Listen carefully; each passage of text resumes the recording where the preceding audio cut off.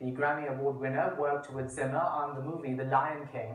Lebo M was a special guest on the live tour, which covered 14 European countries. Let's watch a snippet of one of the shows from the tour.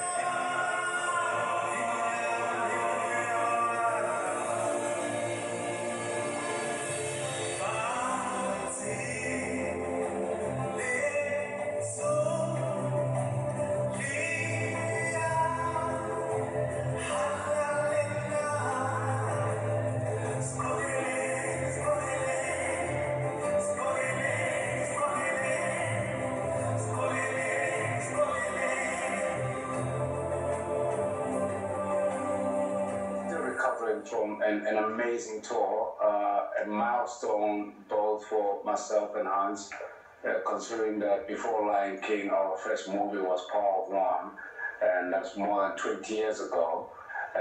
We've done 2, 3, 4, 5 other movies together, including Tears of the Sun, and of course The Lion King that became a blockbuster and a Broadway production. But the dream of being on stage has always been there. And now to have, the first time we did a tester was actually the Ghent Film Festival, and then the real tester for the tour was a one-time show in London in 2014. Now to actually embark down the tour non-stop, 2.5 months, almost 3 months, 36 countries, sold out arenas, the entire Europe is just it's overwhelming. Really overwhelming and exciting. Now, Hans Zimmer has composed music for over 150 films, including Inception, Gladiator, The Dark Knight, and many others. You're known as the voice and spirit of The Lion King. You're both obviously perfectionists, so it took more time than usual to get this right. Oh yeah, a little over 2.5 months rehearsals, and I was not even in there a lot. And then in London, maybe 2, 3 weeks before the first show at Wembley. So, and that's outside the orchestra and choir rehearsals in London. That's outside the preparation of the tour, which is part of the rehearsals in Los Angeles from a technical point of view. So it was a huge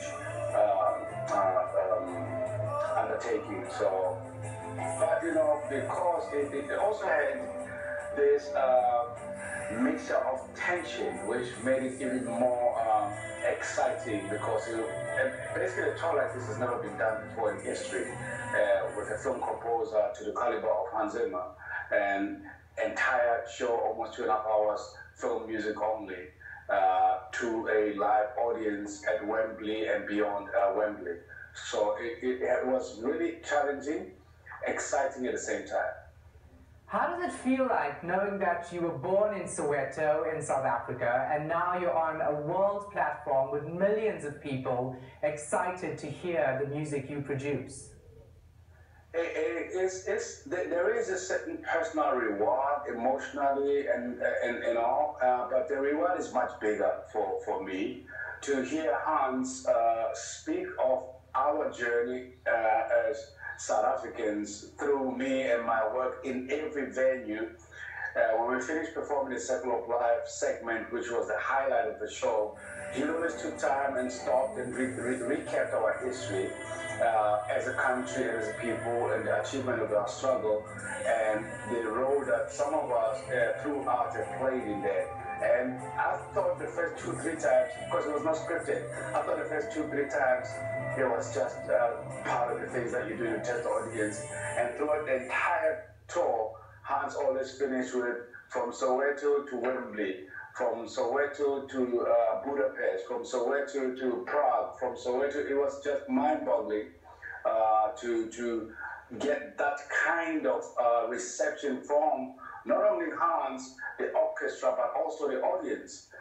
So in many ways, it was personal, but in more than personal ways, it was just beautiful to have the struggle in our country, the whole new dispensation, be so acknowledged so powerfully in global platforms in a manner, over 10,000 capacity audience throughout the entire tour.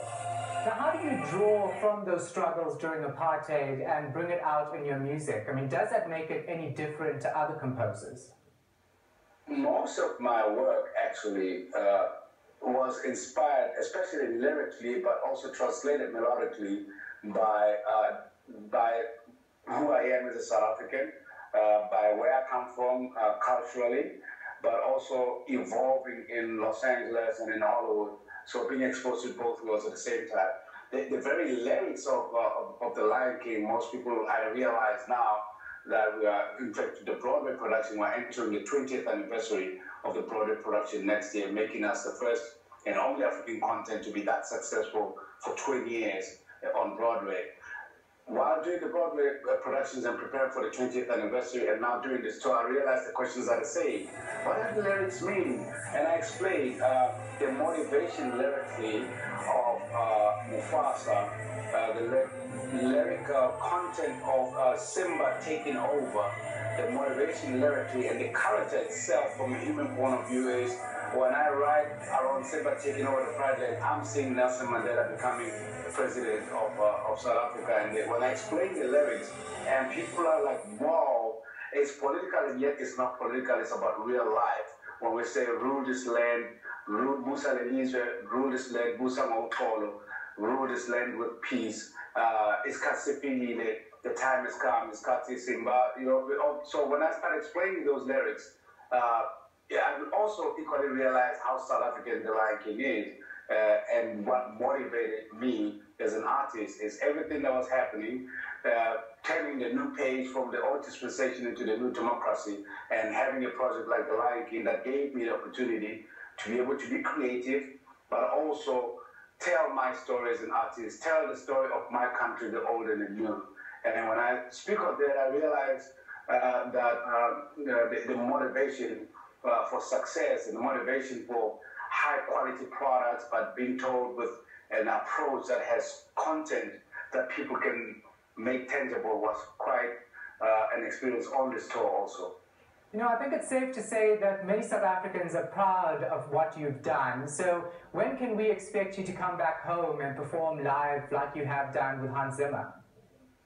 Well, we hope, we've been talking about a live production and a live tour in South Africa and Africa for the last 6.5 years. And obviously other projects come. I was supposed to be in South Africa right now, immediately after tour. I'm now in Los Angeles because we're looking at other offers, including a new Broadway production that's not Disney related. But the hope is, one, there'll probably be a US tour next year of the Zimmer tour.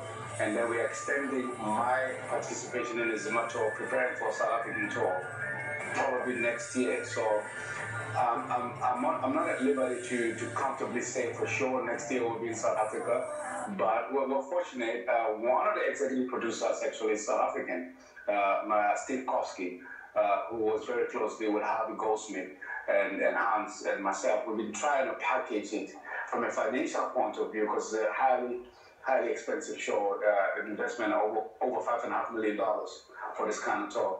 But we're trying very hard, especially acknowledging the 20th anniversary of The Lion King on Broadway, to finish the US tour in South Africa, which was part of the plan, by the way, to finish this European tour in South Africa, but unfortunately scheduled and negotiations with sponsors and investors didn't conclude in a timely manner, so we had to lock this tour. I think I'm very comfortable that next year we should be in South Africa. The world will